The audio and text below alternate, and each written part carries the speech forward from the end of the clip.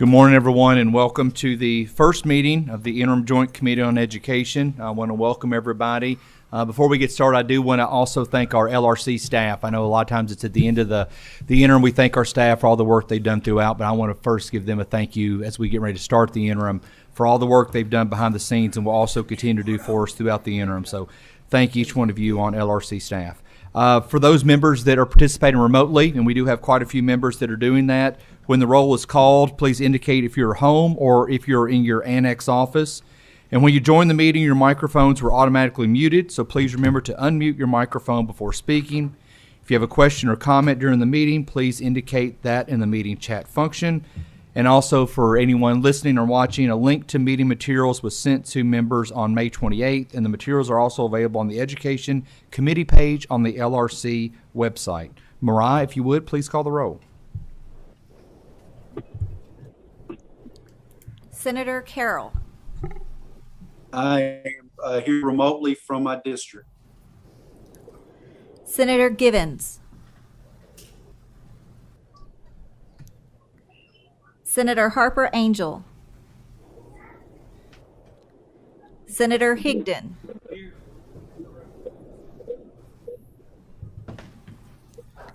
Senator Kerr.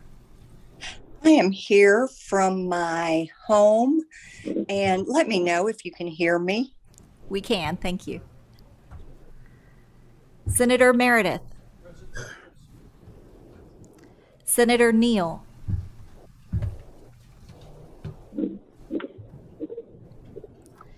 Senator Southworth. Present in the room. Senator Stivers.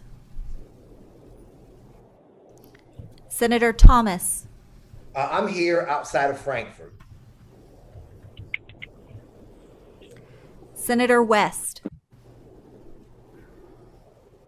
Senator Wilson.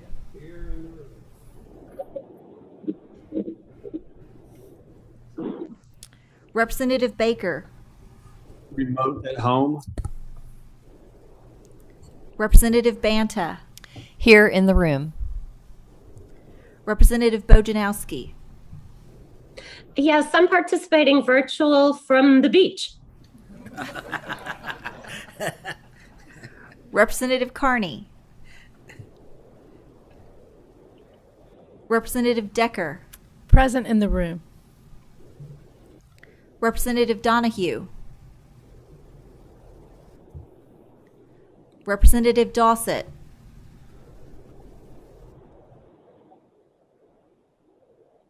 I had him earlier. Representative Lewis. Present from the 9th District. Representative Lewis, remotely from my home district. Representative Massey. Here in the room. Representative McCool. Here in the room. Representative Miller. Here in the room.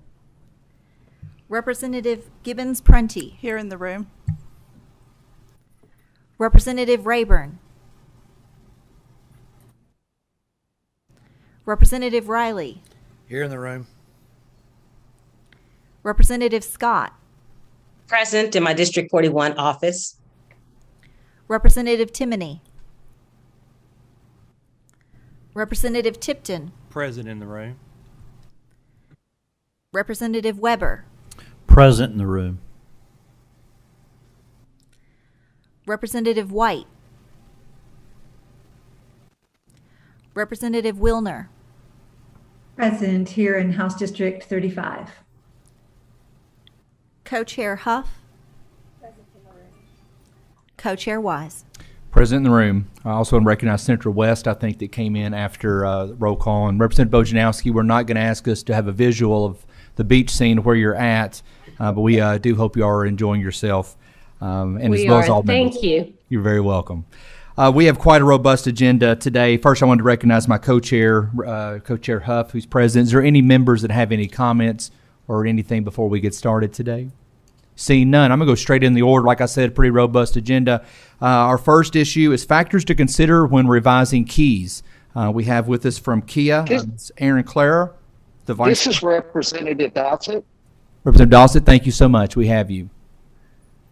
We have Aaron Clare, Vice President for Government Relations with the Kentucky Higher Education Assistance Authority. Aaron, welcome to the Education Committee, and if you would introduce yourself for the record, and please proceed.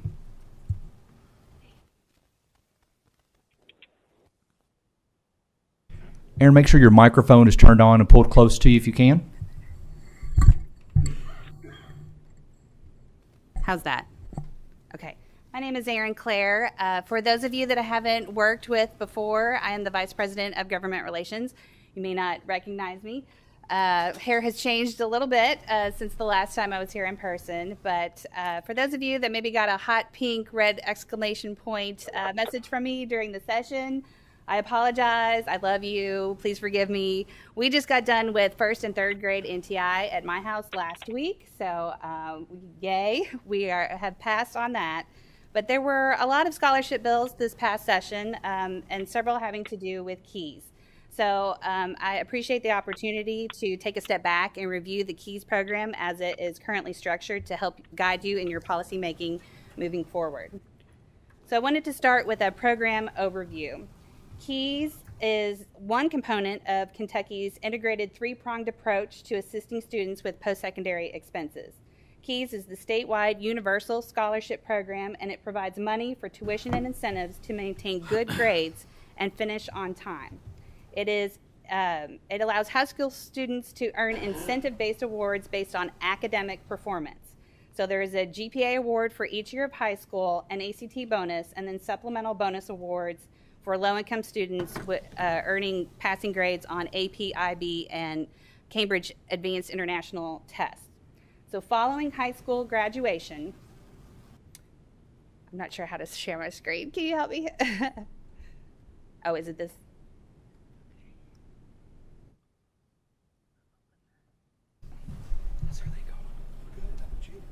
Okay.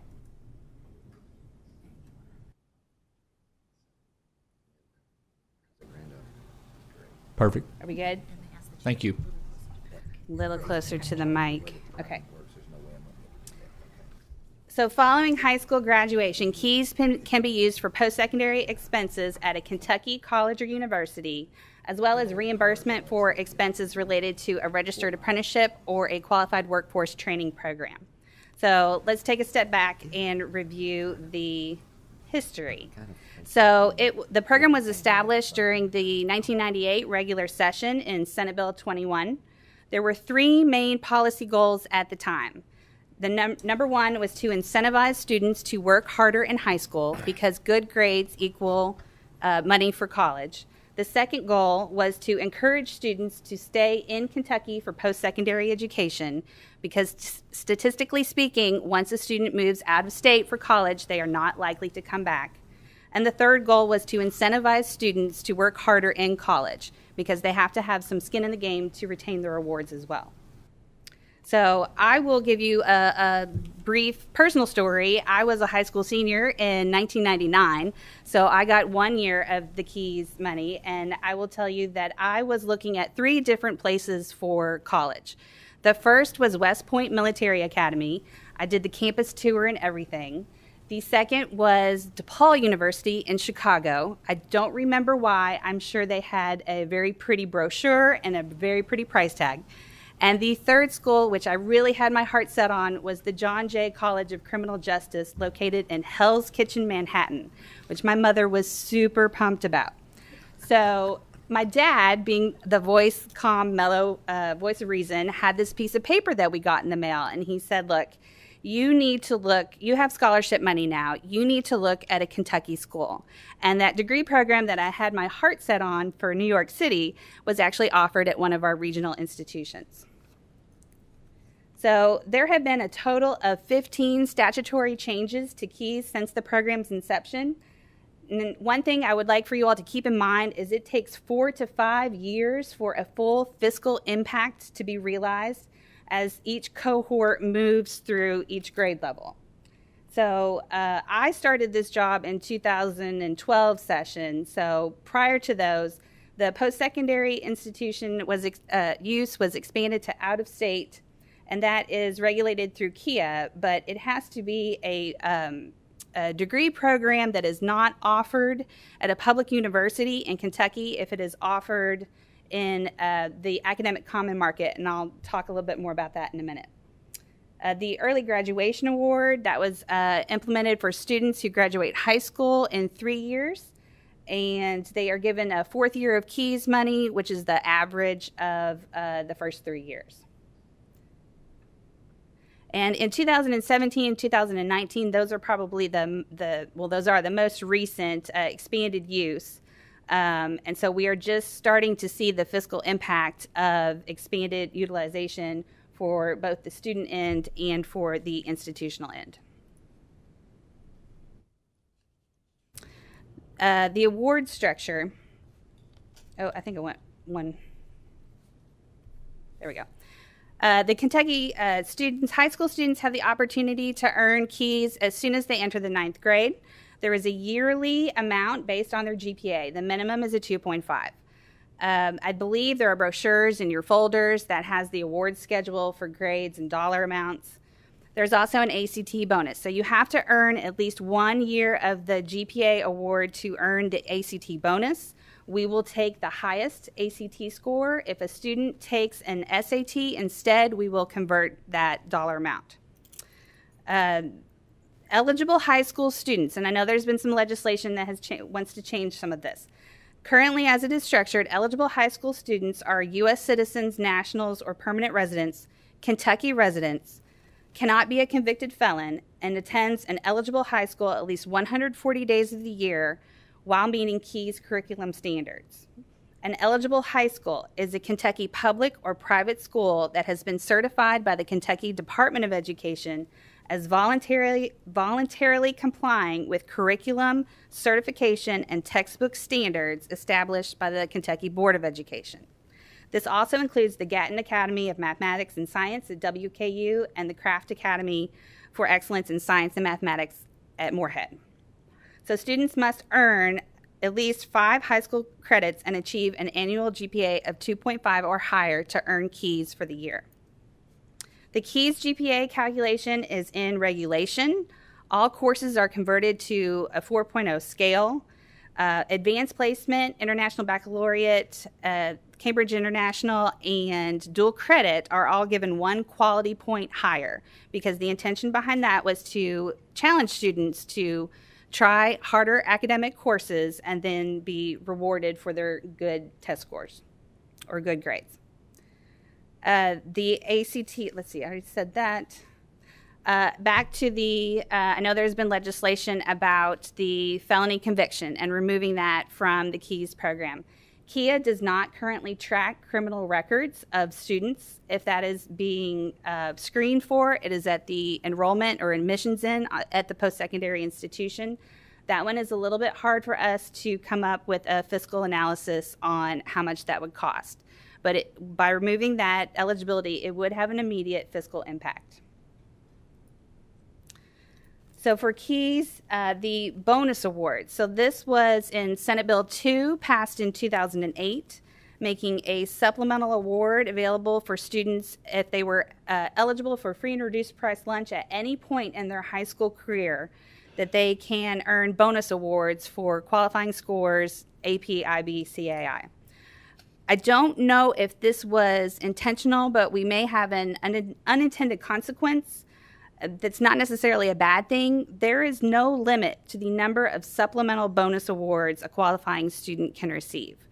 So, and another thing that I don't know if it was intentional, but it may not be a bad thing, is students don't necessarily need to take an AP course in order to take an AP exam. So we have one very special, bright young student who has taken a number of these advanced placement tests, and they have earned close to $6,300 annually that they are then spending for 4 years of college. So here's an award example. So 9th grade, we had a good GPA. 10th grade was great. 11th grade, not so hot. But part of the genius of the KEYS program is that you can have an off year and bring your GPA up the next year. Your cumulative score doesn't sink your dollar amount. I don't know that any of us anticipated an off year being a COVID year. So I'm really happy that Senate Bill 128 passed, and I hope that students and their families take advantage of the opportunity to redo a year for academic purposes. So as you can see, we took the highest ACT score. This particular example, they had 6 qualifying AP test bonus scores. So the total high school earnings is about $3,300, but you have to multiply that by 4. That is for 4 years of college. So the eligibility limits. So everyone always asks me, how long do I have to use my KEYS money? And it is for 8 academic terms or 5 years, whichever comes first, or the achievement of your first bachelor's degree. There are some exceptions. Typically those are for active duty military service, and any illness or injury related appeals have to be certified by an attending physician. This is a slide on the process, and another part that I would like to emphasize is one of the more genius aspects of KEYS is that you do not have to fill out an application for the traditional use. There is no FAFSA required. So currently, this is the time of year. I would have brought Becky Gilpatrick, our Director of Student Aid Services, with me to answer all the hard questions, but she's getting all of the grades in from all over the state right now. So the high schools are reporting the student GPAs. We update everybody's account. Everybody gets a letter from the governor, regardless of who it is, saying how much they have earned. Then starting in the fall, students will show up on campus. The schools send us enrollment reports. We disperse the money directly to the institutions. The institutions credit the student accounts, and then they update us with their GPA at the end of the term. So currently there are 55 in-state participating institutions. There are 23 in the academic common market. And I did want to clarify something, that that yearly amount that you can spend on college is dispersed in half, 1/2 in the fall, 1/2 in the spring. And if a student is enrolled part-time, it is prorated. So this is the academic common market. So as I said, if an undergraduate program is not available at a public institution in Kentucky, KEYS can be used in a school that participates with the academic common market, which is a member of the Southern Regional Education Board.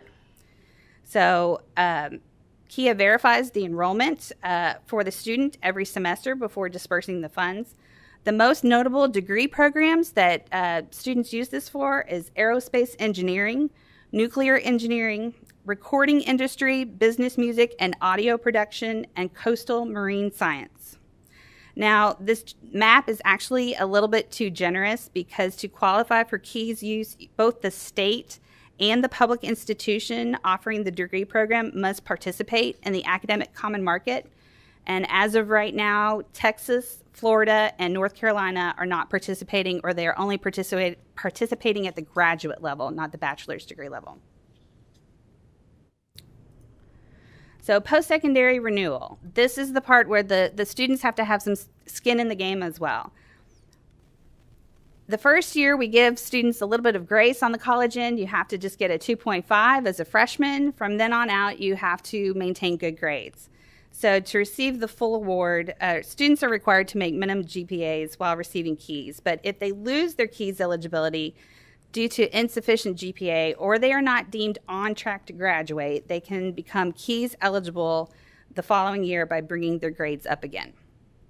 So the on track to graduate is defined as the number of cumulative credit hours compared to the number of hours determined by the post-secondary institution as necessary to complete a bachelor's degree by the end of 8 academic terms.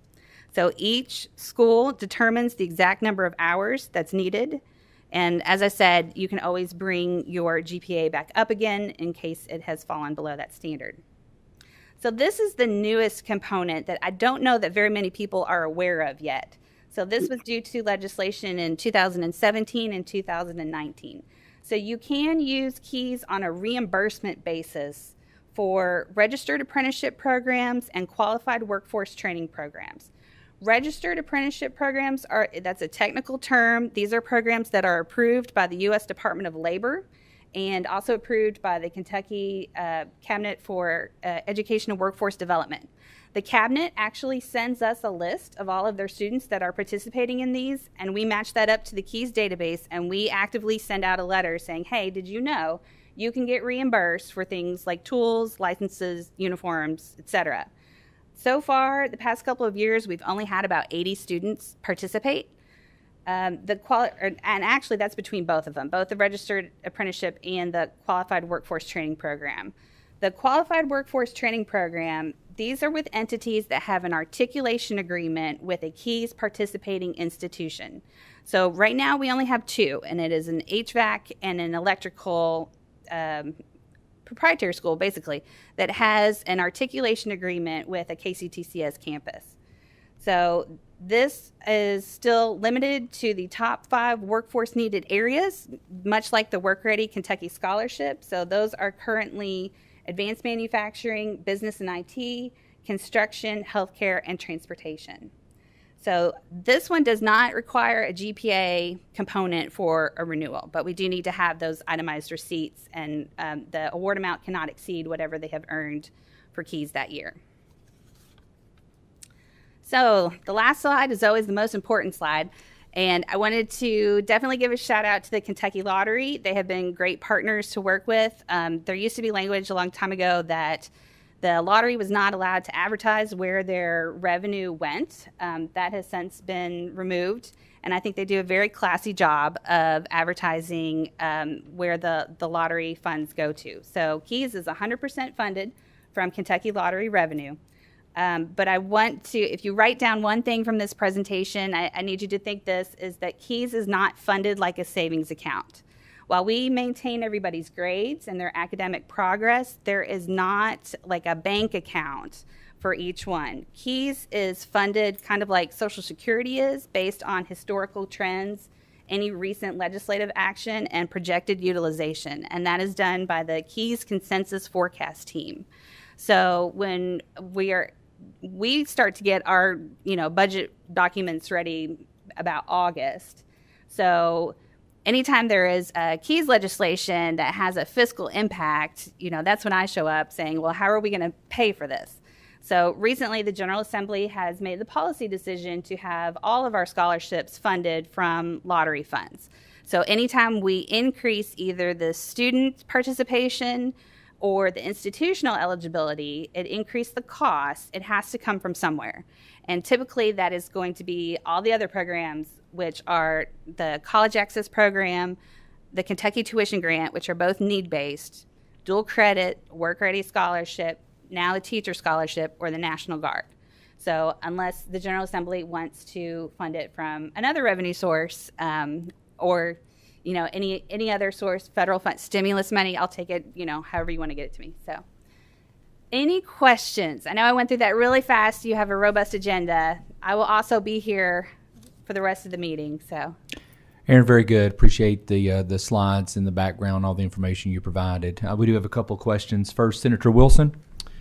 Thank you, Mr. Chairman. And Aaron, thank you for your presentation. It was very thorough. And I will say that you covered the last point, which is, I think, a concern for all of us, because that is a finite fund, as you mentioned, pretty much. And that every time that we expand it, we're actually reducing the scholarships in other areas to provide for the newer scholarships that are being added. And I think that's been a major concern with all the legislation that was, proposed this session. And I think one of the reasons we decided, let's kind of take a deep dive into this and look at that and see if there's something we need to do in providing more funds to be able to have some eligibility for some of these other areas. But I really appreciate your presentation today, and thank you for it. That was my area to question, and you covered it. Thank you. Thank you. Representative Tipton. Thank you, Mr. Chairman. Aaron, good to have you with us today. I know you're surprised that I have a question or two for you. Not at all.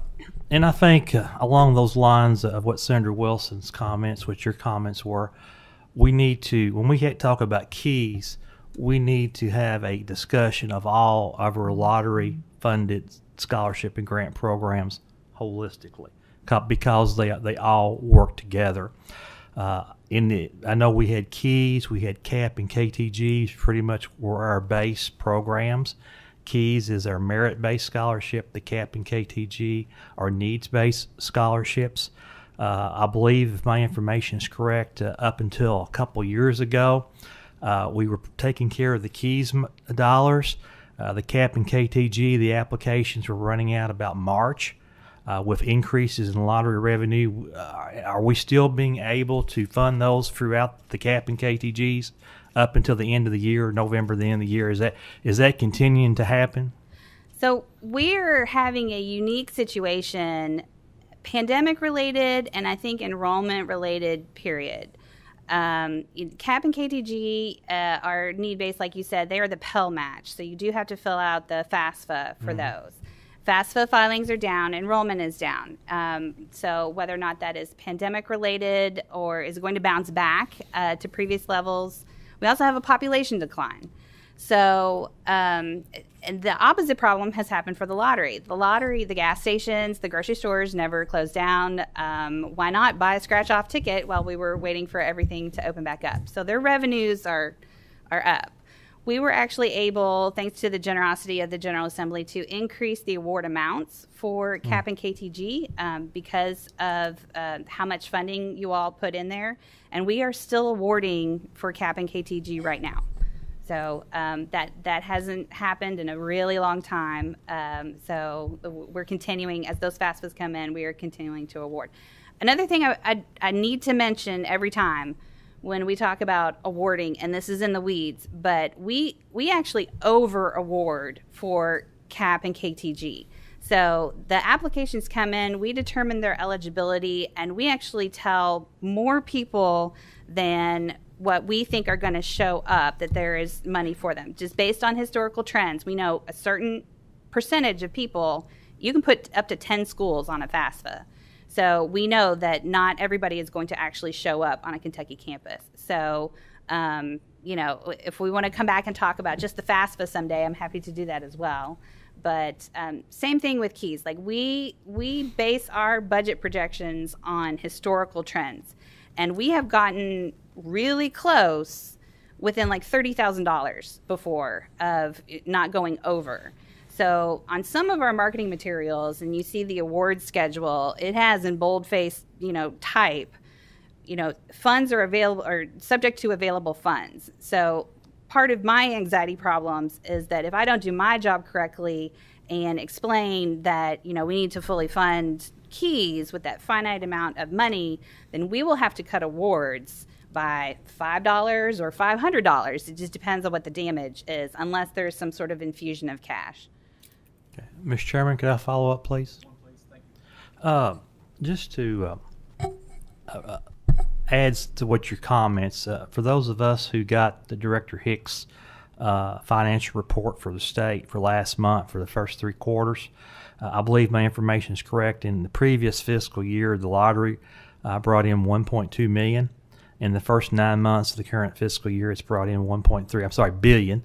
It's brought in 1.3. It's already brought in more in the first 3 quarters. Obviously, we can't count on that in the future. Like you say, people may not be at home scratching off lottery tickets. Hopefully, they're going back to work. They're getting out. They're getting involved in society. So, but I think this is an important conversation because we need to provide opportunities for our students. With the inclusion of the Work Ready Kentucky Scholarship, we're also including adults, trying to get them retrained, uptrained, and I look forward to continuing the conversation. A couple of points I'll make, and I won't ask the question. If I'm wrong, you correct me, okay? It's my understanding that the Keys Award, the base award, has never changed since the implementation, so it's the same amount now. So a student who earns $2,000 in Keys today is really not earning as much as a student in 2000 who earned $2,000 in Keys because of the increased cost tuition in college. So, but I know the emphasis has been more on the needs-based scholarship, the expansion, the dual credit program, the Work Ready Kentucky Scholarship. So we need to look at this holistically and come up with good policy going forward. Appreciate you being here today. Happy to help. Thank you, Representative. Joining us virtually, Representative Bojanowski. Yes, very quickly. Do we have any data on whether students using KEYS money are more likely than to stay and work in the state? We would have to interface with the Kentucky Stats folks to get some workforce data. The best that we have, I can tell you if they have earned KEYS money, and I can tell you whether they have spent KEYS money. But as far as employment level data, we'd have to interface with some other entity. Thank you. Thank you. Seeing no further questions, I'm going to keep the train moving. Aaron, thank you so much for the presentation. Thank you, members, for the questions. Appreciate your work. Next item on the agenda, as I go down on the agenda, is implementation of the 2020 House Bill 419, House Bill 419. I think we have some presenters who will be making their way to the table.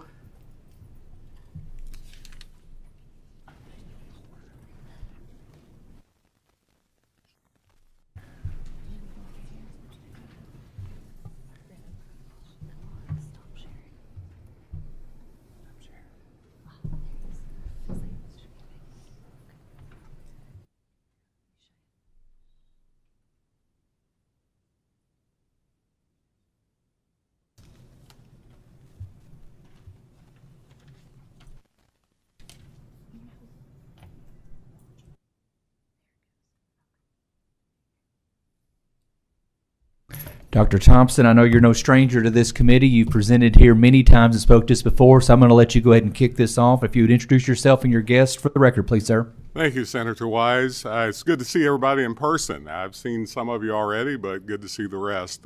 We're happy to be here to talk about HB 419. To my left, we have Dr. Jessica Cunningham, who's the Executive Director of KY Stats. To my right, we have Dr. David Mayhem, who's the Associate VP for Data and Analytics at CPE.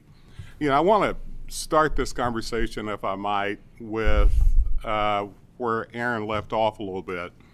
When we think about what's going on and getting more people in post-secondary to reach our 60 by 30 goal, it's important that we understand the pipeline. It's important that we understand how to build the pipeline. We have 50.5% of all the graduating high school seniors going to college. We can't build it that way. As Co-Chair Huff knows, I've been pushing the FAFSA just simply because we've got to build a better way of thinking about how we get people into the system and out of the system, no matter where they're coming from, whether they're adult learners or traditional age population groups.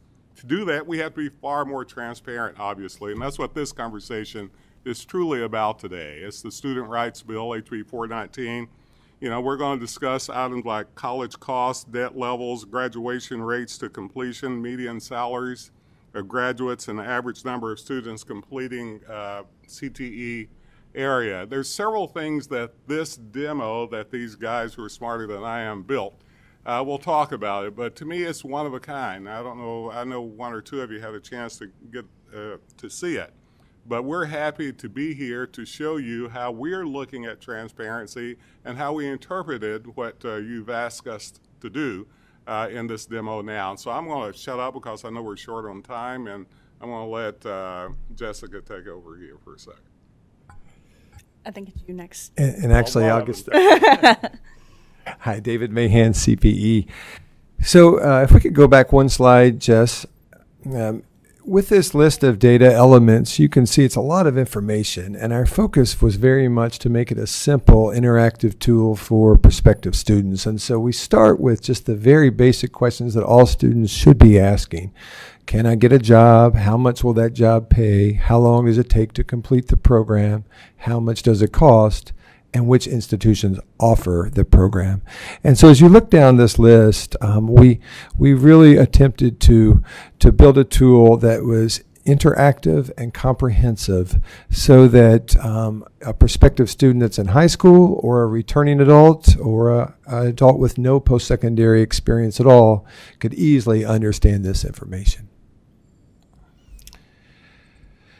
The other piece to this, and I think was an important decision that we made along the way, we know this is not the only tool that is out there. And so we want this to be a standalone tool to enhance advising, but we also want this to be a data source so that other tools that are very functional and helpful to students can build on the information. So we built what's called an API, an application programming interface, and it allows other websites to call our information from this tool and pull it into their website to enhance the data and the comprehensiveness of all the tools out there. So we're very excited about where we are. We are still going through a process of feedback with students, with faculty, with administrators, but we're ready to give you guys a demonstration to show you how it is built and the data elements that are available.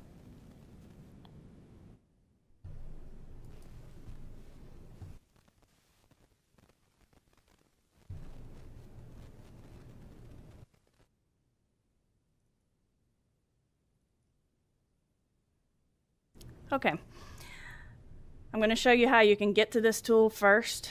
If you go to our website kystats.ky.gov, and you click on reports, it'll be right at the top. So if you'd like to play with the tool on your own, please feel free to do that. We've come up with a couple of examples that we'll show you today.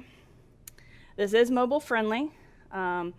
You can first filter by the top 60 most popular majors, or you can drill down and do all majors offered by Kentucky institutions. But the default is the top 60 most popular. So our first example, let's say somebody was interested in becoming an electrician. We have these majors crosswalked to the top occupations for that particular major and the number of job openings available in Kentucky for those specific occupations. We have the typical entry-level education requirement for that major, and then the early, mid, to late career average earnings expected for that major. And then if you scroll on down, you have what institutions offer that particular major that's chosen. So in this instance, we'll go to KCTCS. And then you'll see some of the cost and graduation rates for that particular institution. Since we picked KCTCS, this is for all KCTCS institutions. But you can, let's say you knew you wanted to stay in the Louisville area, you can choose your particular campus that you'd like to focus in on to see some of these metrics like cost of attendance, in-state tuition per credit hour, your grants and scholarships, the default rate. Those are institution level, not necessarily major specific, but if you scroll on down, you can see some major specific outcomes. So the percent of students receiving loans at that particular institution and the average loan amount.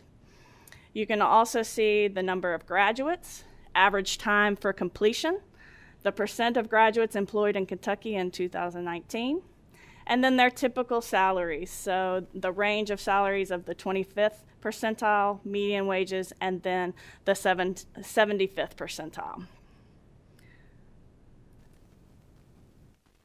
If you want to click and look at some additional pathway options, so we have the CTE. Now this is K-12 focused CTE. These different categories are some CTE experience, but you did not complete a course. That's what no CTE means, all the way up to an actual CTE completer. And based on these categories, you can also see the percent of those that went directly into the workforce, those that enrolled in post-secondary, and those that may have gone out of state or there's no post-secondary or workforce enrollment. And by these categories, you can also see on average their earnings 3 years after high school graduation for no CTE all the way up to completer. And then finally, you have an apprenticeship piece where you have the average annual high school graduates enrolling in an apprenticeship program within 2 years of their high school graduation, and how many have completed to date, and that's 36 graduates. And their median wage 3 years after high school graduation is around $35,000. The caveat to that is that most apprenticeships are not completed within 3 years, so those students would still be working to complete their apprenticeship with that wage there.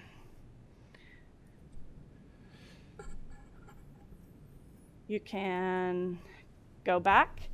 Let's say you really want to look at maybe electrical engineering. Again, top 5 occupations by demand.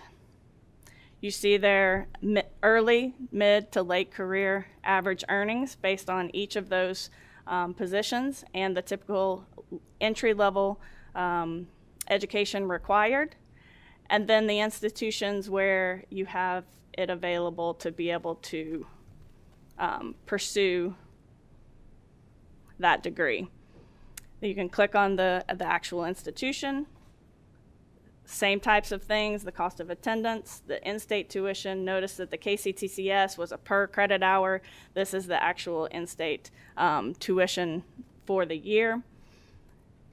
And you can go down and look at the actual outcomes for this particular institution by this major.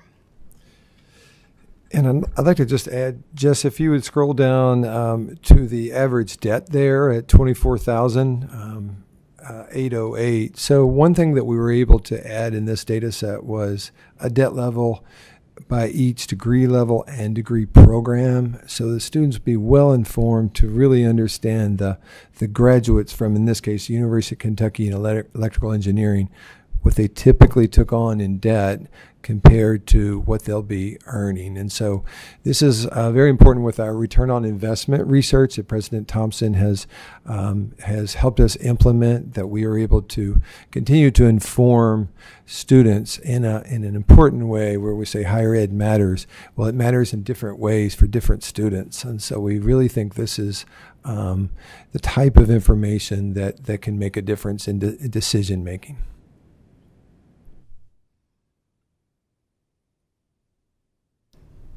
And so as you have a chance to maybe spend some time with this tool on your own, we would definitely welcome any feedback that you have.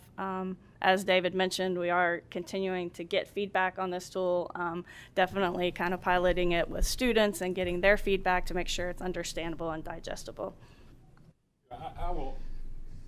I will add one thing. I'm a Luddite when it comes to technology, moving things around. I can even do this. So I could imagine that the younger folk who are not can do it a lot easier than I can. So what I like about this tool is, and I want to be transparent, as some of you know that I probably too much am.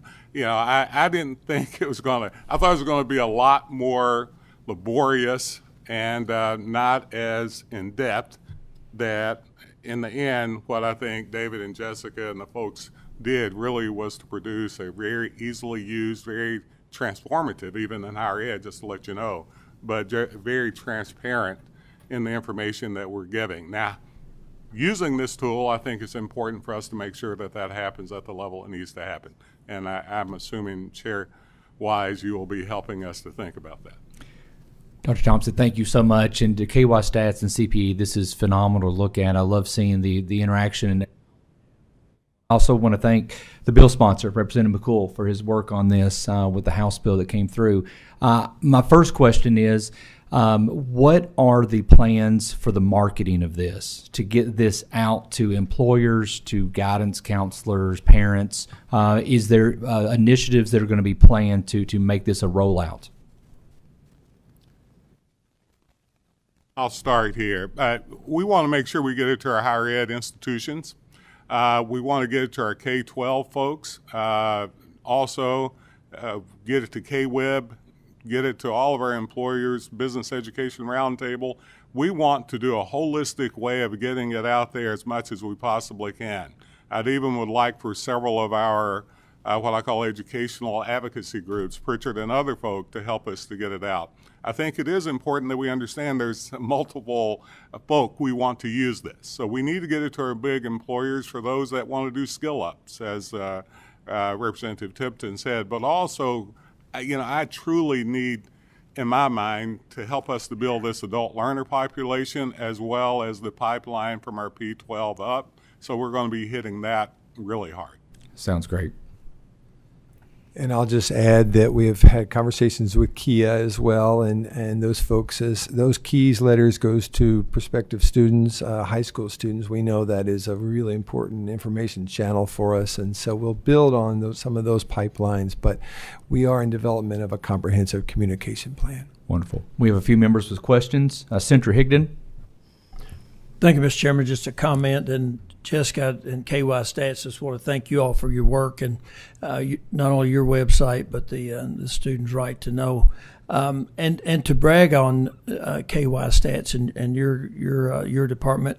The information that you gather is incredible. You're connected to every silo in state government, and if anybody knows, there's a lot of information. The information you put out is accurate because you're gathering it from the source. And I just encourage all legislators, when they have a question about something, if they're presenting to a local group like I did a couple of weeks ago, and call and to get an update report from you all. You're an incredible resource, and I applaud your work, and thank you for your service. Thank you, Senator Higdon. Representative McCool. Thank you, Mr. Chairman. I just want to make a comment, if I may. Thank you. Dr. Thompson, thank you and your team for an outstanding job. I really appreciate what you've done with this and implementing the House Bill 419. And it's really critical, because what this is a living, breathing document that can change when necessary, as necessary, but it's helping students, current students, and potential students make good, solid career choices. And I want to make sure I understand too, and let everybody else know if I understand this correctly. When you mentioned about the job placement, those kind of things, we're also tracking anyone who gets a certificate, diploma, and degree. So it tracks all those. So any student who gets at least a certificate is tracked within this mechanism. So it's a good policy out there that helps students make good choices. So thank you. Thank you, Mr. Chairman. Senator Wilson. Thank you, Mr. Chairman. And thank you, Dr. Thompson, and folks from K-Stats for being in here. And this work right here is incredible, and compliments to Representative McCool for his work on this as well. Because this is something that I've thought should be in the hands of students for a long time. My question that I have, and then I have two suggestions, is one that is there an actual app that students could go to and download it that interfaces with this yet? Not yet. So we've had conversations, and we are just in the beginning from a technological standpoint of being able to develop such a tool. But we do think that's critically important, because we know, especially with the younger folks, that they are more likely to download an app than go to a website. Absolutely, and I will just follow up real quickly and state that I think that I believe all of our high schools have freshman orientation. And that is a great place for a counselor to come in, have them take out their phones, download that app, and be able to look at what their career choices are going to be. I just think that's a perfect opportunity. The other suggestion that I would have is that when you have the debt, and I really commend you for putting that in there, the amount of debt that they will graduate with, I would take one step further and say, this is what your payments are going to be, so that you can factor that in to your first job that you're automatically going to have. I tried to tell my son, it's going to be like having an F-150 pickup and the payments for it, but not having the pickup. So anyway, thank you very much. Senator Wilson, I just want to respond to that, because I think the point you make is good. And of course, we'd have to do an aggregate amount, because there's different interest rates out there. But the point you're making, I think, is crucial. I tell people that loans aren't bad. Loans are a great investment if you invest it in the right degree with the right outcome, or right credential with the right outcome. Great investment. If you don't get that degree or credential, or if you get a degree and credential that won't pay for that loan, I think it's terrible business. And that the model that you're mentioning is a plain business model. This idea of knowing up front what your outcomes are, just like any other budget that you would do, is actually a smart way not only to help them to understand it, but it's an exercise. I call it deep thinking exercise that takes them through a variety of things. And I do believe we need to get this in the hands. It takes money to build an app. I'm not bringing money to you yet, but I will. But the idea that this is exactly right. This is how we actually think about building what I consider to be an informed student from early. I would even say ninth grade, yes, but maybe even a little earlier. Thanks, Senator Wilson. Co-Chair Huff. Thank you, Chair Wise. And thank you. I just wanted to do a quick comment about how impressive and informative and easily navigated this new program that you have put forth in front of us is. I think that that's going to be huge in terms of giving students information, and I think that we also need to work to ensure that that is readily available to the children. And Dr. Thompson, we will continue to push that FAFSA. Amen. It's monies out there from the federal level that I would think that we would all appreciate the Kentucky students having. So thank you very much. See no further questions. Thank you so much for the presentation. Thank you for the answers to the questions. Thank you, Chair and committee. Have a good day. Last thing on our agenda today, and I think all these presenters will be presenting virtually, student participation, engagement, and intervention concerns during COVID-19. Really quick, the rundown of these presenters. Robin Kinney, Associate Commissioner of the Office of Finance and Operations of KDE. Jessica Carlton, Assistant Director, Division of District Support, KDE. Sally Sugg, Superintendent of Shelby County Schools.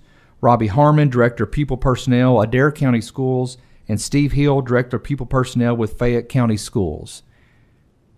Robin, I'm going to reach out to you first. I'm not for sure just because you're the first person there on the agenda. If you would like to kick things off for us, and then we'll just kind of contribute from there. Thank you very much, Chair Wise. It's a pleasure to be with you here today. We're looking forward to coming back. We have meetings on the horizon that will be in person with you.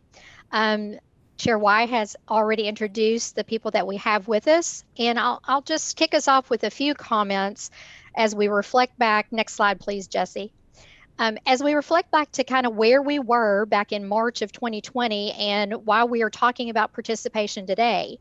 In March of 2020, we were very fortunate that the General Assembly was in session at that time when the coronavirus pandemic hit, and afforded us the opportunity to really look at how we were going to do funding at a state level in light of the coronavirus pandemic, as different instructional modes were required.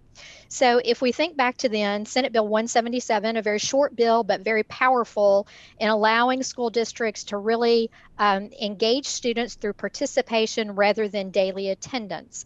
At that time, we had very limited opportunities that we could fund through when students were not participating in person. So at that time, we went to a participation mode, and districts reported participation in Infinite Campus for all their students. However, for in-person students, we were still collecting data on attendance because it's important that we know who physically is present in our school buildings. Compulsory education was still required, and so districts were accountable for the engagement and delivery of instruction to all students, whether they were in person in the school building or remotely from home. And under this participation model, our teachers were the ones that were recording participation in our Infinite Campus system, which is our statewide student information system. Next slide, please, Jesse. As a refresher, how we utilize participation. So participation was counted daily. Again, for those students that were in person, they were recording those as attendance for students learning in person. And then we designed, with your help, 4 different types of remote instruction possibilities to capture that participation as evidence of engagement. Those are one-on-one video communication, group video communications, students logging into their learning management software system, or we still had a few students that were submitting paper-based assignments in that non-digital, non-traditional setting. I'm now going to turn it over to Jessie Carlton, and Jessie's going to walk us through actually how we collected that data and districts were reporting that data. And we're really trying to preserve most of our time with you today so that you can hear from our local school district representatives, and they can really talk to you about the challenges and the interventions with participation. So Jessie, I'm going to turn it over to you next.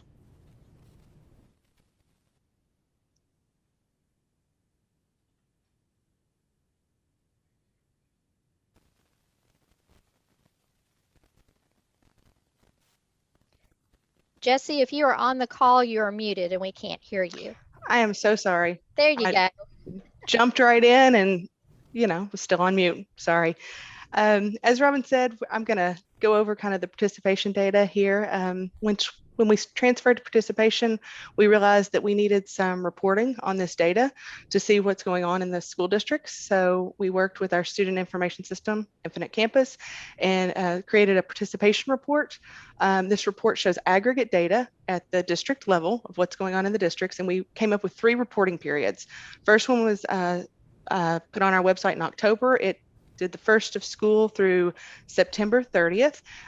We were able to look at the data and see some of the districts that, for lack of a better word, had a little bit of trouble with the reporting. Because, as you do any type of new functionality, there's going to be a little bit of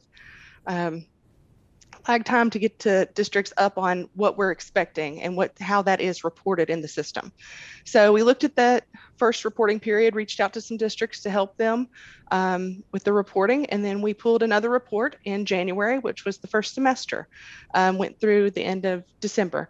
Looked at those numbers and still had a district or two that we reached out to and helped with the functionality again. We will pull one more report, hopefully sometime this month, and get it on by July to show participation in an aggregate form through the whole year.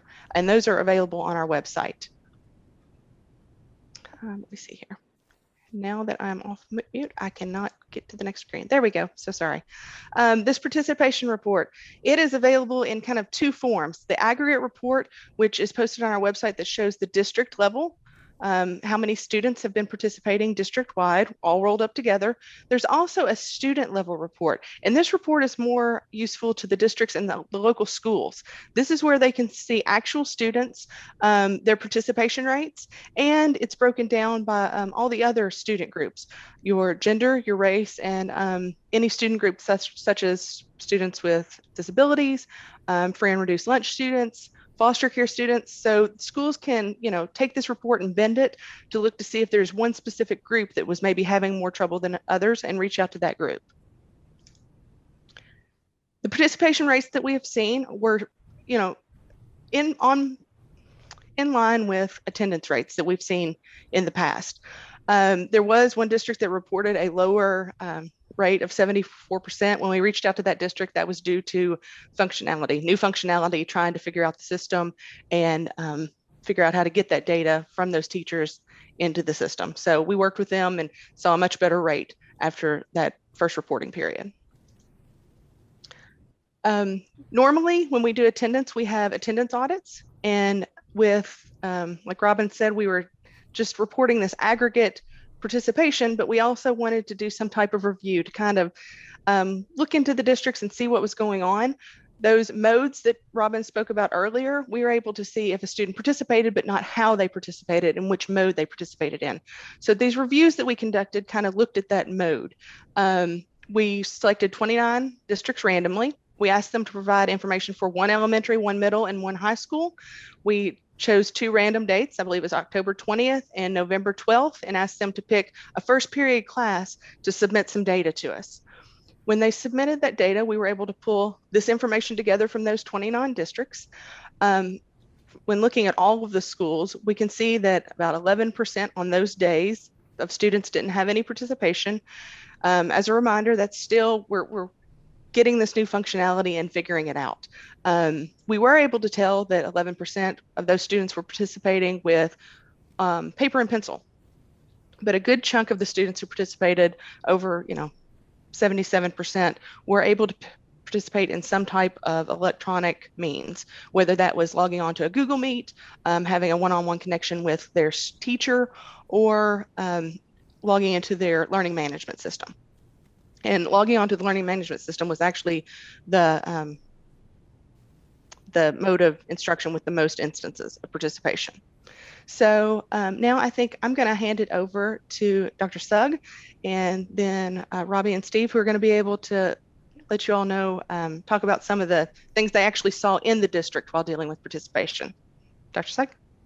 Thank you, Jesse. First of all, I would really like to say thank you to everyone for listening and letting us talk to you about some of the challenges, but also some of the successes we saw this year during COVID last several months. And I appreciate the flexibility that the department has given us as districts, because we wanted to meet student needs, not check a box. And that's what all of us worked on throughout this entire pandemic, which is not over yet, but we're rounding the corner, I think. So participation in Shelby County, I will say we were set up for success already. We were one-to-one, meaning every student had a laptop. We were also already a non-traditional instruction district that had been using that mode for snow days, rain, and days for flooding and things like that. So that was not a new thing. The other thing that Shelby County is somewhat unique in is that we do personalize all of our learning. Every student has a personalized learning plan that is very detailed. And so that really set us up for some successes that some of our other districts may not have seen. So some of the challenges we had, our traditional students that we know are challenged at home for whatever reason, internet connectivity, mom and dad working or not working, and them having to take care of their little brother and sister. We had all those same challenges that all of our districts had.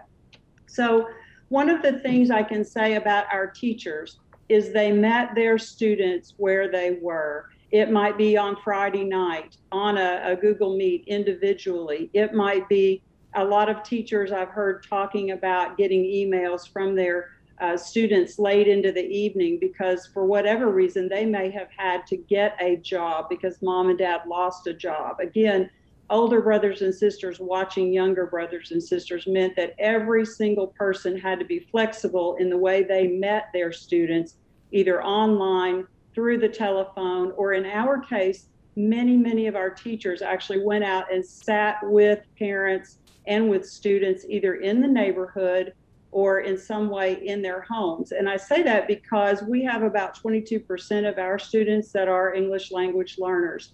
And so many of them had not only the connectivity problem getting connected to a teacher and getting involved with the language barrier too. So our EL instructors went above and beyond.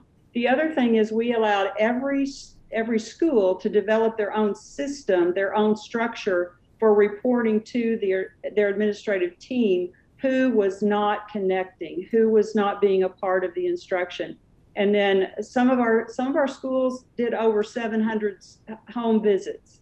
That's the level and the degree to which our teachers went above and beyond to make that connection with the families. The other thing that we did, and I think this was a very good decision early on, we didn't realize how good it was going to be for us, but we decided early on not to develop a virtual system and a school system.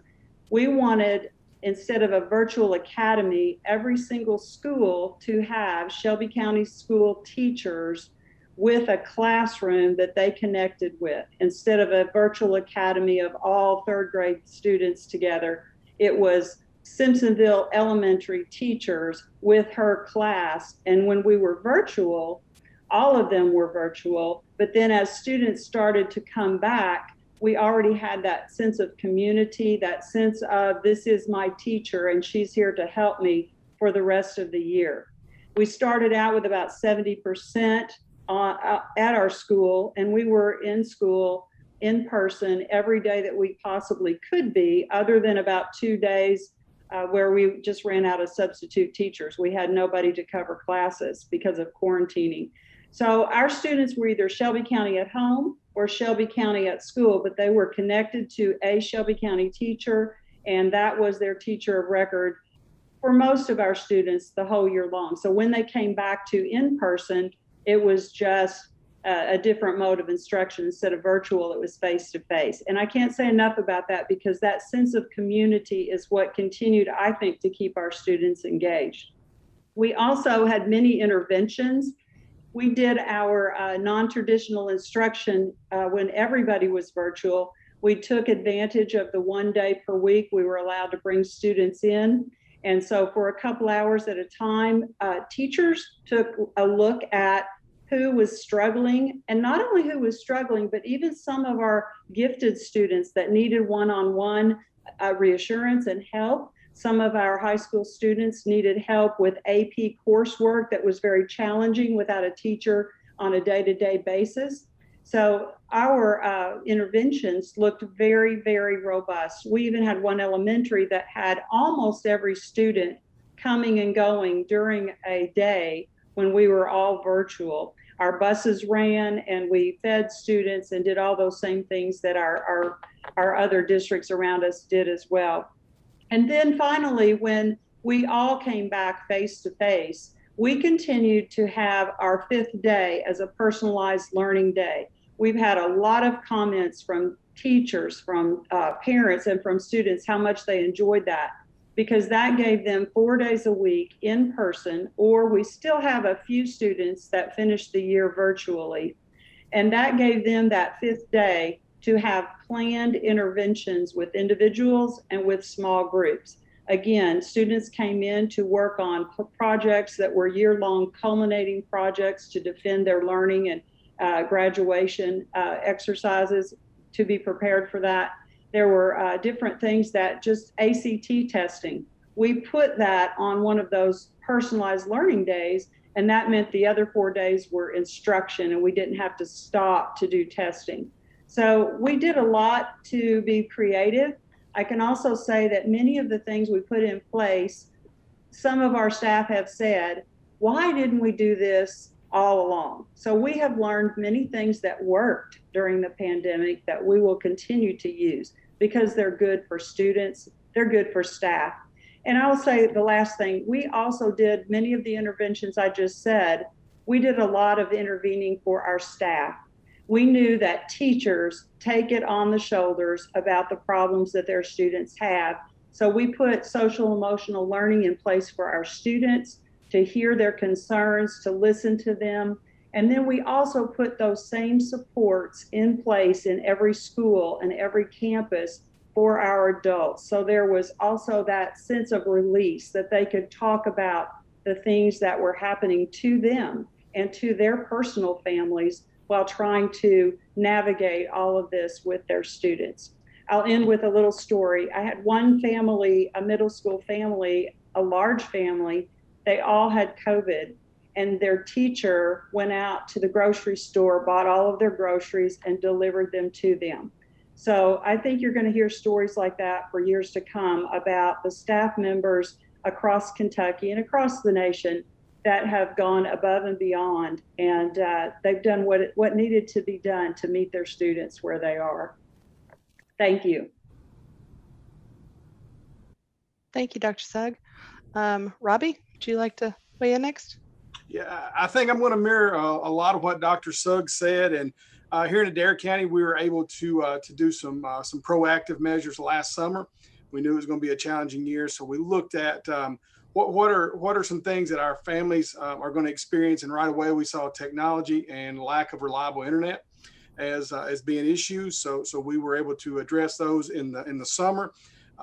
We were able to couple with a local internet provider and put MiFis throughout our county in homes, simply because there are just some areas that do not have reliable internet, and then we just have some families that could not afford that monthly cost. When we started talking to parents, that was a big intervention for us, was developing that relationship and just talking to parents, getting in the homes. And the big thing we saw was from parents was they were just saying students were not motivated. There was a lack of accountability. And then some families just had trouble navigating platforms, whether it was Google Classroom or if it was iReady. So we had to do some tutorials on that, kind of to help families help their situations and help their kiddos. For lack of participation, we made personal contacts and worked on relationship building. Our teachers did a great job with making contacts, phone calls, text messages. We had thousands of text messages, and when we sent that report to Ms. Carlton, we had thousands of text messages of map results and progress reports, because that was the only conversations that we were able to have with families. These contacts and conversations actually built trust with families, and the more trust we built, we felt the better families were to contact us. They actively pursued that help. Home visits and notes, we did hundreds of home visits as well. Administrators and teachers would set aside days, and I would go out and we'd just tour the county. And when we didn't get to talk to people, we would leave door hangers and we would leave notes. And those started some of those conversations with those families, just to say, hey, we're worried about your kiddo. Please give us a call and see how we can help. Infinite Campus played a huge role for us. Parents and students were encouraged to track their grades, missing assignments, and that helped for communication, but that also helped provide a little bit of accountability. So coupled with the relationship piece, we felt like Infinite Campus played a big role for our district. A few lessons we learned. Well, the first thing was pretty obvious. Face-to-face instruction is absolutely best. And being able to sit down with a student or talk to a student, and sometimes that was Google Classroom or that was Zoom, but we realized that relationship piece and face-to-face was best. Our remote platforms were sufficient, and we saw that, but it just did not replace that face-to-face. We realized early in the process that our instructional pacing guides had to be modified. The amount of work that we were sending to kiddos had to be modified. And that was simply because we have families, one student could have a ton of work, and then mom and daddy have multiple kids, plus they have their work schedules to work with. So we just realized early on that families were fighting just like we were. One other thing we noticed is when we were doing student in-person and virtual, that we realized that was tough on teachers, because teachers wanted to see those kids' faces. They wanted to teach that content, but that was a whole big, that was probably one of our biggest challenges, is to get virtual students taught, in-person students taught, and do it sufficiently. So we used everyone in our district to make calls, make contacts, and teach content. A few things we worked on when we learned our lessons here. Adair County High School went to a 4x4 block. That allowed those students to have 4 classes instead of 6 in a normal year. Teachers were asked to identify power standards. What could we teach? We know we're not going to get to everything, but what could we teach that get the most bang for our buck with our instruction?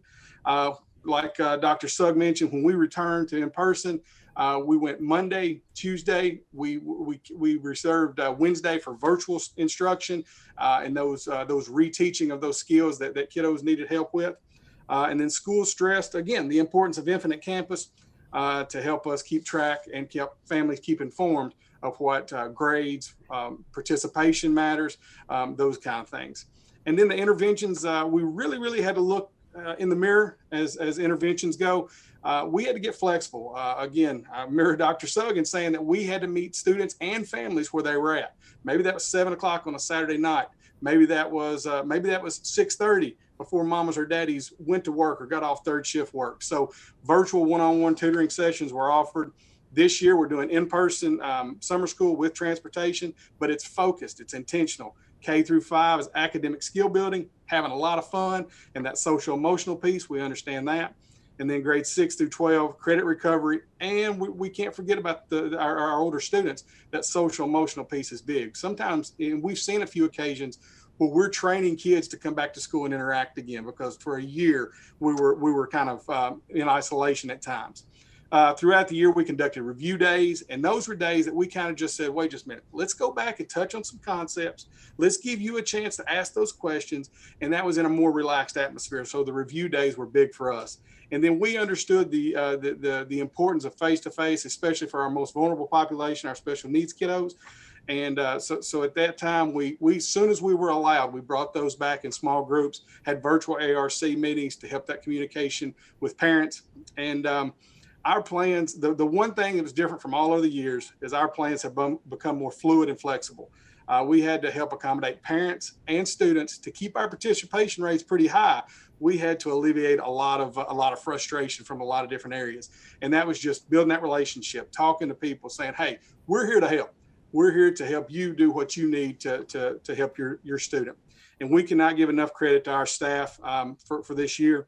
At every turn, they found a way to make students successful, and their efforts for building and maintaining those relationships, that was the biggest key to our success this year. So, and again, thanks for giving us the time to sing our successes and to tell you some of the challenges we had this year. Thank you. Thanks so much, Robbie. Steve, I think Steve's going to talk to us a little bit about Fayette County now. Yeah, thank you so much for this opportunity. And I do want to say just a thank you to our legislatures and Kentucky Department of Education staff. I know this has been an awesome example. Things weren't always perfect throughout the year, but I do believe it was a model of all levels from district to KDE to the legislatures working together to try to fix issues. And I saw that in many cases and really do appreciate your support when the commissioner would bring needed changes from the legislatures to be able to assist through this. So one of the ways we tracked kiddos through our system was obviously using Infinite Campus, but we developed early on, knowing coming out of last school year that we were going to be heading down a road of remote learning for quite a while. So we developed a tiered intervention strategy for remote learning, and it clearly defined roles from the school level, parent level, student level, to the social emotional support staff, such as counselors, social workers, to school administrators, and then the role of central office. And we really tried to adhere to our role and fit into that system of intervention to better our kids' experience. One of the things we've learned is that structure was key. We came out of last year that, where we were doing more paper packet because we weren't one-to-one. So at that time, providing going into the summer, we knew we had to get to one-to-one devices. And that's one of the things we accomplished throughout the summer. We also, like Adair County, we were able to provide MiFi for all of our students. And that was one of the things we did in our community. We looked at our dead spots throughout the community that had challenging MiFi or Wi-Fi challenges. So we intentionally set up centers where there were pickup opportunities for the remote devices for our families. And by the end of the school year, we were one-to-one with everybody, and that was an awesome success. And really what I think it's done is challenged our community. One of the positives that came out of COVID was taking our communities into the 21st century, where I think now our families are used to checking devices and checking messages digitally and all of those things that come from this. So that was a very positive thing. What we had learned also through one of the things of engagement is we had to eliminate barriers. So whatever those were, we have 94 different languages in Fayette County. So we had to find ways to meet those families' needs and those kids' needs and find ways to communicate well with those families. So I think it broadened our ability and challenged us as a district to find mechanisms to do that. I think if we're looking in the future, that's kind of what I was like, what did we learn? What can we do better in the future? One of the things I think going forward, remote learning is an awesome opportunity and done well. And just like it was said earlier, we need to really, when you do remote, the only way to do it well is really to have a teacher in front of that student. To totally leave a child one-on-one with their device with no support from a staff member, that's not the way to go. So we've obviously learned that having a teacher's presence in front of children is the number one key. So that's one thing. And also if in developing remote learning opportunities in the future, making sure you have the right fit. Do you eliminate all the barriers? Are the kids self-motivated? Do they have reading scores that are high enough that they can independently learn? So as you develop programs in the future, I think all those things need to be considered. We also really found that the social emotional piece was huge. So we developed in our schedule a daily time for social emotional for our kids. And I'll give you a little data on that. Our student support specialist had over 421,000 contacts with kids.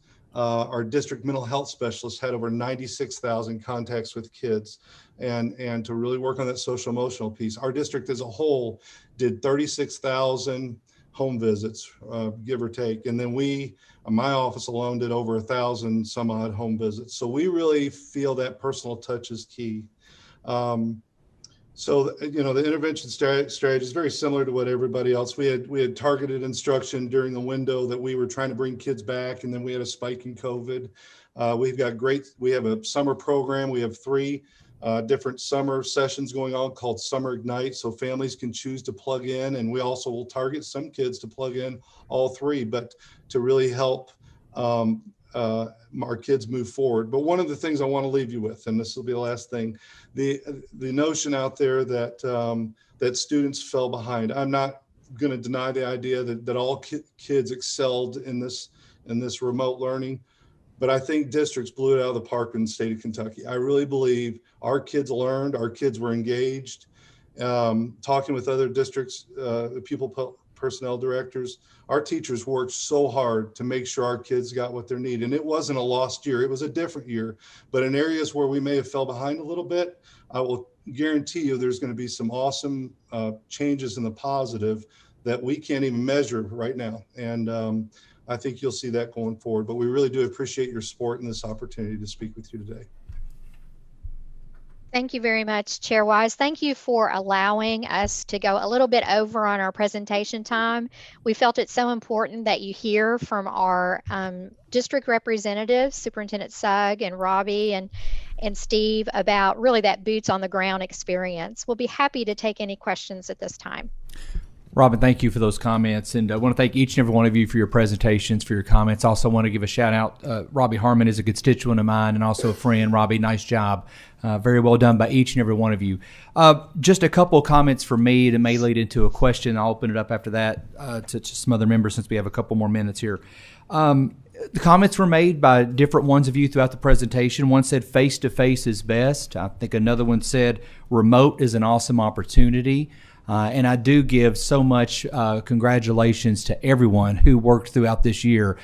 Teachers, staff, bus drivers, the food workers. I mean, I'm leaving people out. I understand that. But also, I want to thank the parents. I think a lot of times we forget those dealing with workforce issues, trying their best to balance this. I can speak for myself in our house, and I'm sure there's others on here that have grandchildren or children that had to navigate the waters. But one of the things I was wanting to ask is, when we look at virtual challenges and virtual opportunities, and I do think that's going to play a role going forward, is it going to be that individual school districts will do virtual academies, or will they be doing classes virtually with students participating per class? And I know there may be a difference in that, but just didn't know, are the districts that are on here, what are the comments right now that are being made at the district level of starting back in August?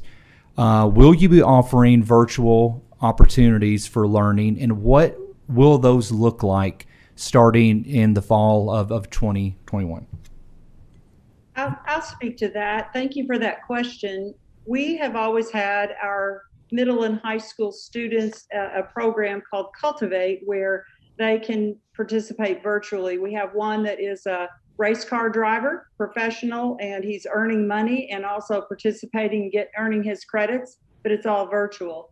And we have one that's a model. She is all over the world, but she earns her credits. We've never had an elementary option, and we have written a waiver and have been granted that. We're hoping to get that up and running quickly, but we are taking the lessons we've learned, and that is a teacher in front of those younger learners that are more challenged, sometimes with self-actualization and monitoring themselves. We need that sense of community. So our virtual option will be a face-to-face Shelby County teacher at the district level. We'll put together an academy at the district level where in COVID, we had each individual school and each individual teacher communicating with their students. So we will have a virtual academy, but it will be a Shelby County teacher, Shelby County curriculum, and that one-on-one instruction. And we're really excited about getting started with that. The other thing that we're doing is we have already mailed out over 400 letters to homeschool students.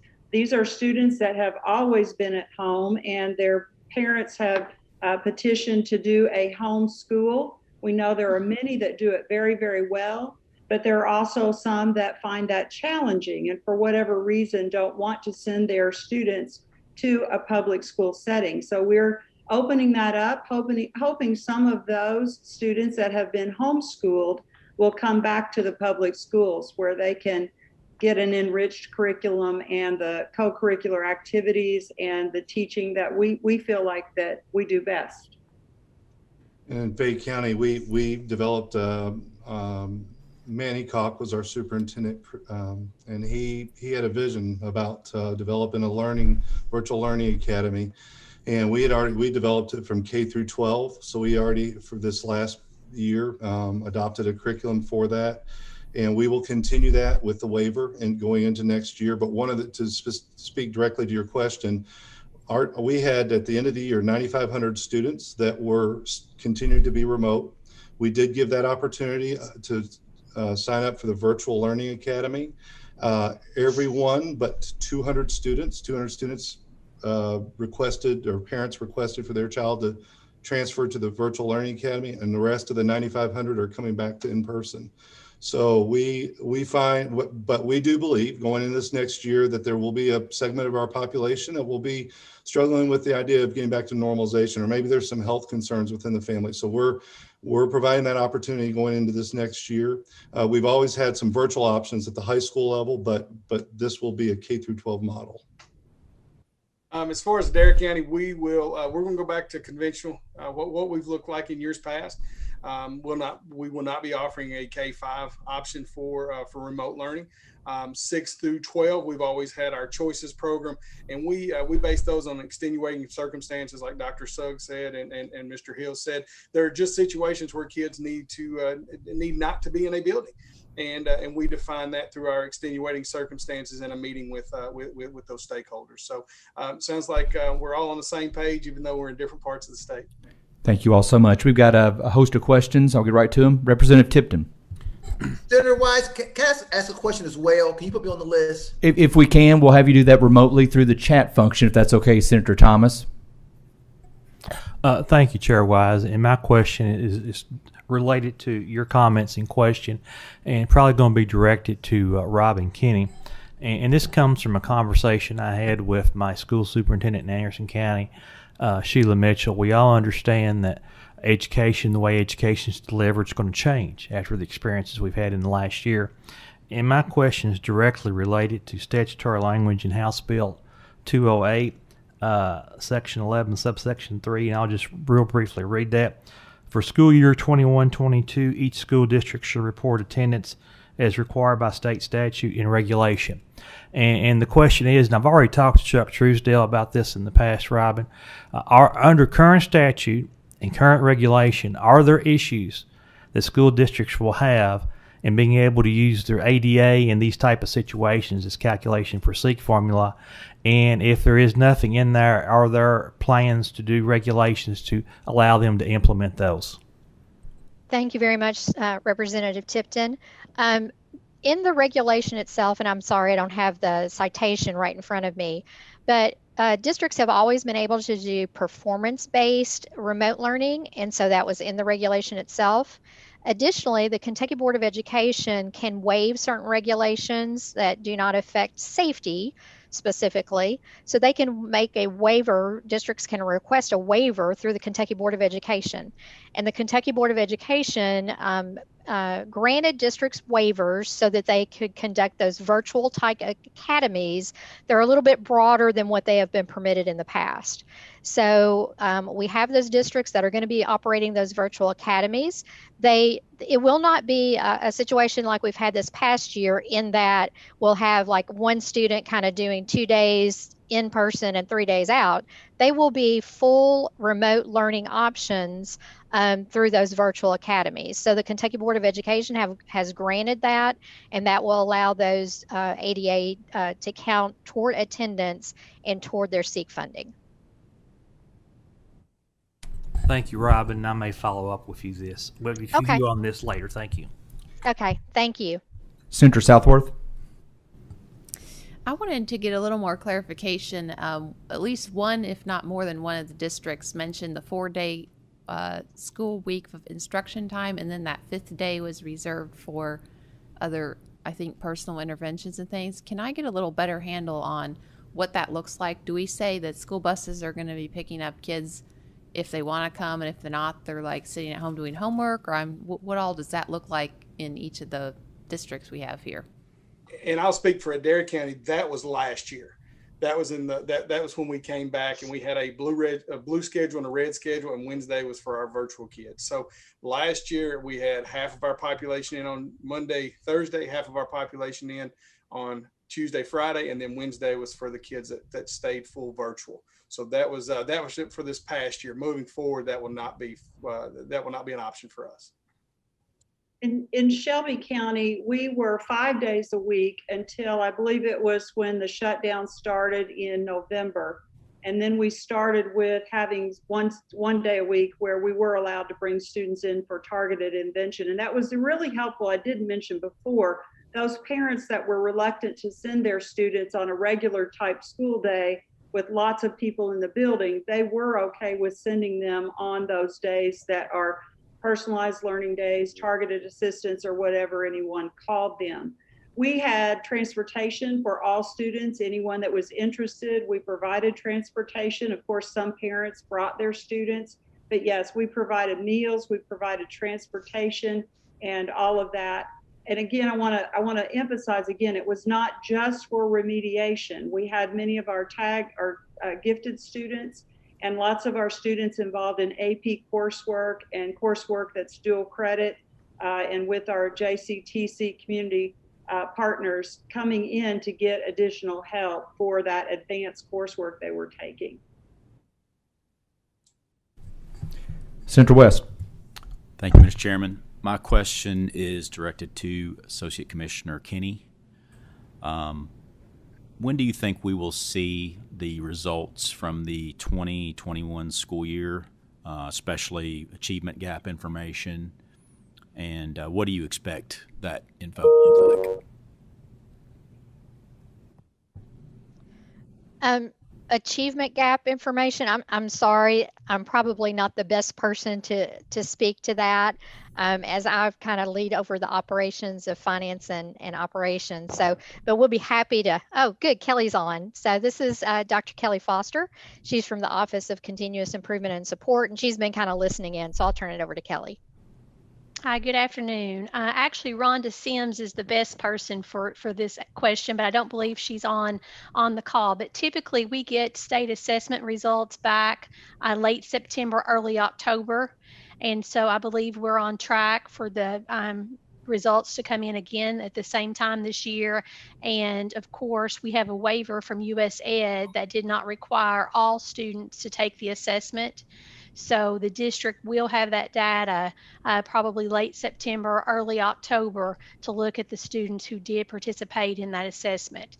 And then, of course, districts throughout the school year, either remotely or in face-to-face, they have been conducting formative assessments throughout the school year to have real-time data on where their students are. Thank you. Share a little bit if it would be helpful for you in that interim period that, sorry. We can hear you. Okay. In the interim period, those formative assessments that Kelly referred to, for instance, our MAP testing, which most all districts use. Here's one interesting thing we found, and this is certainly not across Kentucky, it's just in our district what we found. If you went into remote learning in the spring of 20 as a non-reader or an emerging reader in the primary, you really struggled with reading. But we also found some bright spots in that if you went into that remote learning already a reader at 3rd, 4th, 5th, 6th grade and beyond, those students actually had more time to read and more time to read what they're interested in. And we also focused so heavily on the basics like reading and math that we actually had some very bright spots when we looked at our fall and our winter MAP data, which is the formative assessment. The converse was true for math in many instances. The lower level primary math that we teach is very easy to teach, and you can do that virtually. But when it became more complex, kind of like riding a bike, sometimes if you're already doing it, you know how to do it, you get off, you get back on, you do it again. But the complex concepts that our upper level students encountered virtually were more difficult. So we saw some bright spots that we could report. Thank you. Representative Riley. Thank you, Mr. Chairman. If I could make some comments instead of questions. I do want to commend all of our administrators and teachers and parents and students for getting through an extremely difficult year and the last 2 months of the previous year. Despite their best efforts, I think we're going to see significant academic deficiencies in schools. I don't think there's any other way around it. I think that's what we're going to find out. If a teacher wasn't important, we wouldn't have them, and we have teachers in person because they're important and they're desperately needed. A concern I have is, and I know our society is going to virtual in a lot of ways, but there are so many things that students learn at school that have nothing to do with academics, and they have to do with learning to stand in line, learning to get along with others, learning to communicate with their peers, learning to communicate with adults. And the farther we get away from that, the more difficult it's going to be for not only our children, but I think for our society. I've seen a reduction in social skills in society since we've opened up a little bit. When you go to restaurants or out to businesses or whatever, I think we've had a reduction in social skills. So imagine what it's going to be for students if they don't. The superintendent from Shelby County talked about homeschool, and they're reaching out to homeschool parents to try to include them in the public school. And she made a statement that's correct. There are many homeschool parents that do a really good job. But I think we are finding more and more parents that are going to homeschool now that are not capable of doing it in a really strong way. And I think we're going to see some problems with that because they see the ability to be able to do that easier. And yet I'm not sure that many of them are capable of doing it. And I said, a lot of homeschool parents are great. They do a great job. And I know a lot of homeschool students that are very well educated and know how to handle themselves with public. But I'm really concerned about where we're going to go from here.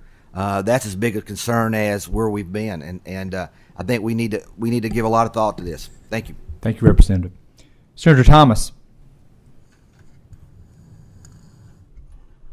Senator Wise, thank you very much. My question is directed to Dr. Sugg, Mr. Harmon, and Mr. Hill. Please proceed. Thank you. Dr. Sugg, Mr. Harmon, Mr. Hill, we've decided as a nation and as a state that we're going to send our children back to school at the beginning of the 21-22 school year. That's where we are. We will resume in-person learning in the fall. With that said, however, one of the more controversial issues, among the many controversial issues that we've seen during this COVID-19 pandemic, is whether states should require those young people 12 and over to get vaccines before they can return to school. In other words, is COVID like smallpox and polio and measles, mumps, and rubella, or is COVID something different? And as all three of you being frontline supervisors, I'd like for you to weigh in, and I'd like to hear your opinions on this issue, since, again, this seems to be very politicized depending upon what news stories or education articles you read. I'd like your opinions on this issue, and I'll begin with you, Dr. Sugg. Thank you. That is a controversy for sure. And all year long, we face that, masks, not masks. And we have parents on both ends of the spectrum. And so we've had to deal with our community and explain to them that we needed to follow the rules and follow the law. I can tell you that we worked extremely closely with our local health department, having weekly meetings, and also our community partners to get out the word and to talk about the things that we could do. When we followed the procedures that we were given, our students and our staff were safe. I can tell you that. We tracked all of our tracing data, and there was only one adult that we could trace back to contracting COVID within the school setting. And that was a substitute teacher that had done something she really wasn't supposed to do. Little boy wasn't behaving. She pulled his desk right up next to her so she could help him. And he was later quarantined. She was quarantined. She became COVID positive. So I can tell you, following all the procedures we were given, I felt, and our data shows it, and our health department said we were extremely safe.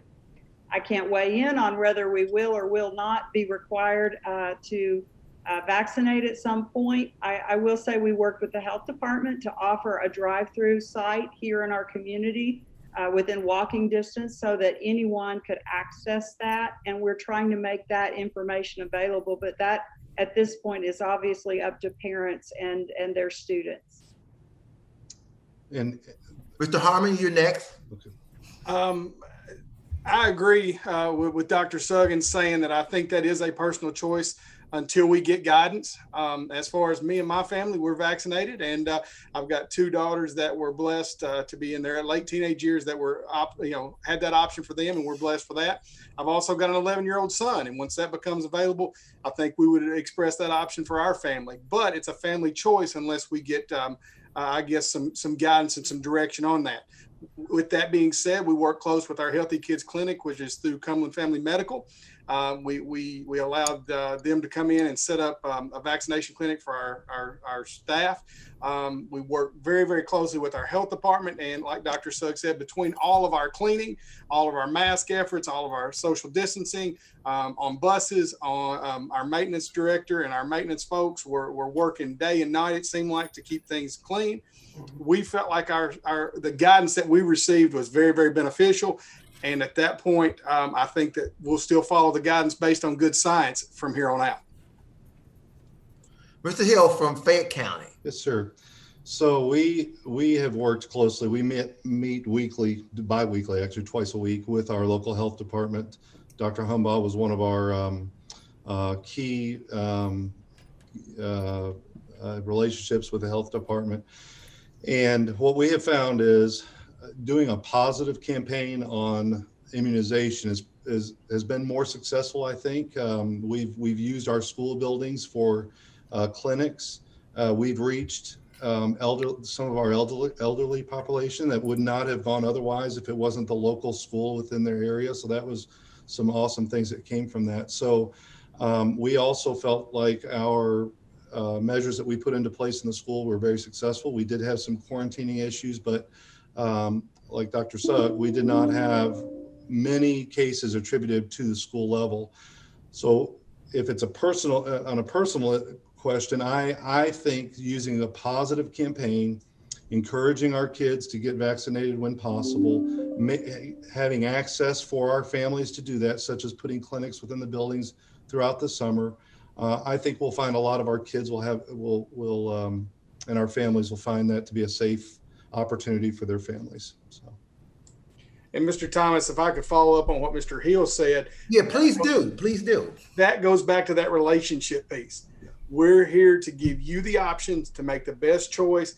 And when they say, well, what would you do? Then that's when we as educators have built that relationship and built that trust with our families to say, here's what I've done in my family. Here are your options and how can we help? Here's information. Here's like Mr. Hill said, here's some information on what vaccines have done in the past. So that's where those hard conversations up front benefit us in the long run, because we've got a great relationship with our parents, with our families, with our grandparents, and with some of our students that are making decisions for the household as well. I do worry if it was mandated. I will say the last thing I'll say is I think we'll push a lot more of our families into homeschool, and we're going to lose a lot of families if it's mandated. So. Okay. Our last and final question, Co-Chair Huff. Thank you, Chair Wise. This is more of a comment and just a clarification. I'm afraid that were a little confused regarding the virtual options, and I want to make sure that most of the members understand that the majority of schools had a virtual academy or virtual option prior to COVID.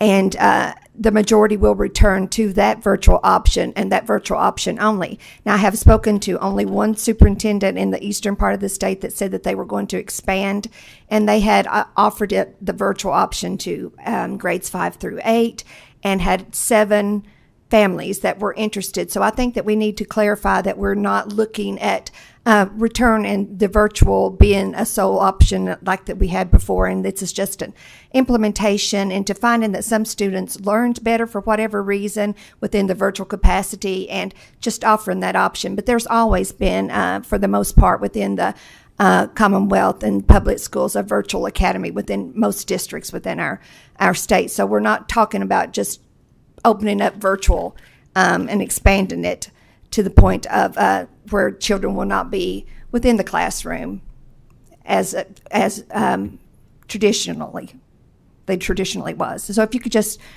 speak to that and clarify that, please. Thank you. Chair, I'll speak to that. You're right. Many of our school districts already had virtual options, and some of them have chosen to maybe expand that just a little bit to certain grades, but that has been something that has been available in the past.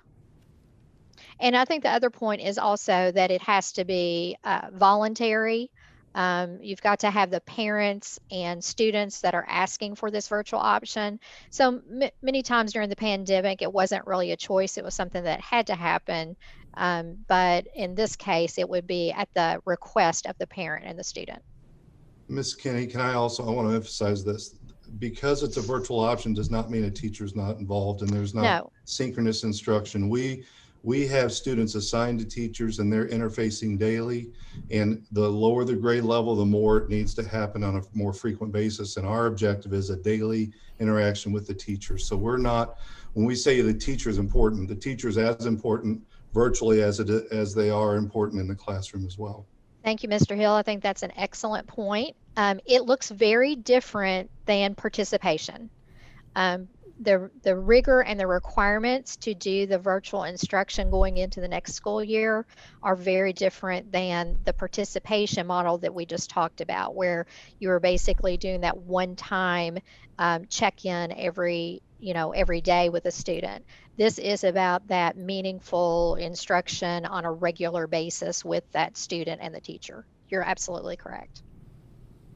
And Robin, we have also developed a contract that we're going to be using with parents, and not every student or parent that applies will be able to take advantage. If they were not successful on the virtual option this past year, then we know they're not a candidate for the future. So we're looking very carefully at those students that have that support they need to be successful and what that looks like, and involving the parents on the front end in that. Excellent points. I want to thank each and every one of you for participating today. Greatly appreciated. If there's anyone remotely that missed roll call, please send notification to Mariah online if you did miss our roll call earlier. Our next meeting will be Tuesday, July 6th. Is there a motion for adjournment? So moved. Thank you all. Thank you.